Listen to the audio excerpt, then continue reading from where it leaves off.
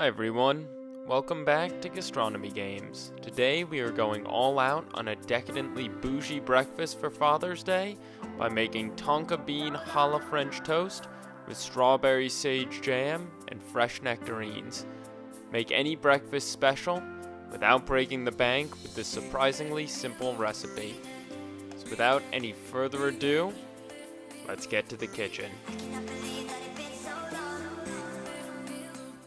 We're going to start by making our jam. In a saucepan, we're going to combine 2 pounds of strawberries, roughly chopped, 10 grams of sage leaves, the zest of 1 lemon in long strips, 1/4 cup of red wine, and about 3 tablespoons of wildflower honey. However, the amount of honey will fluctuate depending on the sweetness of your berries, so I'd recommend starting with 2 tablespoons, and you can always stir in more at the end if necessary. We're using strawberries today, but raspberries also work excellently for this recipe. When everything is combined, we are just going to set our pan on low heat and cook until our strawberries have broken down into a thick jam. This will take about half an hour. The red wine will add richness and will also help keep your berries sticking to the bottom of the pan, but keep stirring occasionally to keep the jam from burning. When our jam is thick, we are going to taste it for sweetness before adding it to a jar, letting it cool on the countertop before putting a lid on it and storing it in the fridge. Next, it's time to make our French toast, starting with our custard base.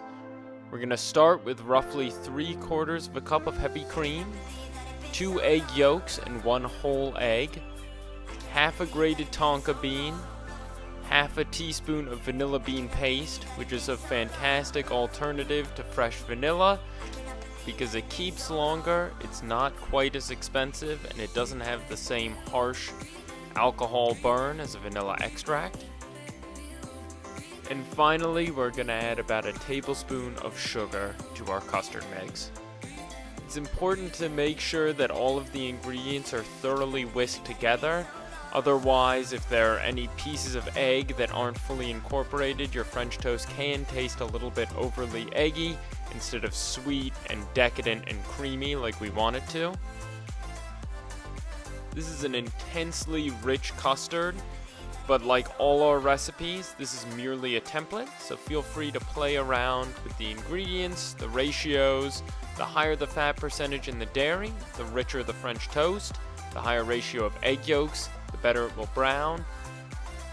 This is the recipe I like for my French toast, but you will be the one eating your own French toast, so make sure it is how you like it. We are using challah today for our bread, but brioche, white bread, or French bread would also work fantastically. Just make sure it is thick cut and slightly stale so that it can soak up as much custard as possible without falling apart. We're going to heat a skillet on medium-high heat and lightly brown some butter in the pan. As soon as you can smell some of those nutty aromas coming off of that butter, you can add in your French toast. My biggest French toast secret is to coat one side of each slice of French toast with sugar before putting it sugar side down in the hot pan. This will allow it to caramelize on the outside of the toast, giving a nice crust and providing a greater depth of flavor and texture. Whenever you are trying to brown something in a pan, try not to move it around too much. You want consistent heat on your French toast in this case to make sure that it browns evenly. However, if your pan is bigger than your burner, as is the case with my pan here, rotate your pan about 90 degrees every 30 seconds or so to ensure that your pan is evenly heated.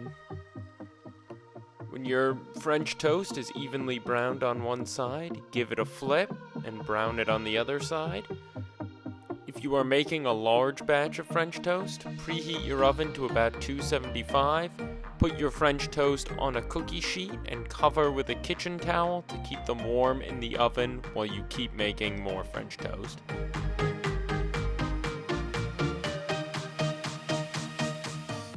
We're going to serve our toast simply first by laying down a layer of our strawberry sage jam, then our toast.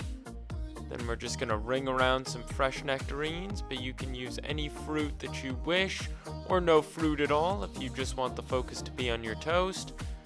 Then just a little bit of powdered sugar on top, and there you have it. This breakfast is elegant, easy, and a great celebration of summer flavors. This jam is wonderfully versatile. The subtlety of the wine and sage make it fantastic for savory applications as well, such as a sauce for pork chops. I hope you enjoyed this video and learned a little something.